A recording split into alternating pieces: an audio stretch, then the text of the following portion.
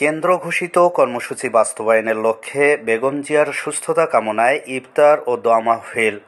তথ্য ভিডিও চিত্রে পটুয়াখালী থেকে আমাদের প্রতিনিধি সঞ্জয় ব্যানার্জি। কেন্দ্র ঘোষিত কর্মসূচি বাস্তবায়নের লক্ষ্যে দেশনেত্রী বেগম খালেদা জিয়ার সুস্থতা কামনায় পবিত্র মাহে রমাদান উপলক্ষে পটুয়াখালীর দশমিনায় মসজিদের ইমাম, প্রাথমিক, মাধ্যমিক, মাদ্রাসা ও কলেজ শিক্ষকদের নিয়ে ইফতার ও দোয়া মাহফিল অনুষ্ঠিত হয়েছে।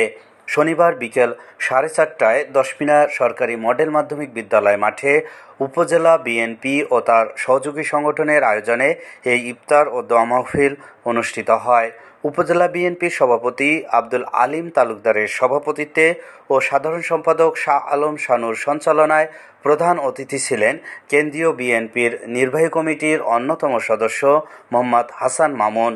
এ সময় পটুয়াখালী জেলা বিএনপির আহ্বায়ক কমিটির সদস্য মাহবুব আলম নান্নু, গলাচিপা বিএনপির সহসভাপতি অ্যাডভোকেট হিরু, দশমিনা পটুয়াখালী বিএনপির সিনিয়র সহসভাপতি advocate Khorshed Alam, doctor Golam Mostafa, advocate Wahab Chowdhury, সাংগঠনিক সম্পাদক ফখরুজ্জামান বাদল, উপজেলা যুবদলের আহ্বায়ক অ্যাডভোকেট এনামুল হক রতন, উপজেলা, ইউনিয়ন ও ওয়ার্ড বিএনপি এবং তার সহযোগী সংগঠনের 5,000 নেতাকর্মীদের উপস্থিতিতে এ দোয়া ও ইফতার মাহফিল অনুষ্ঠিত হয়।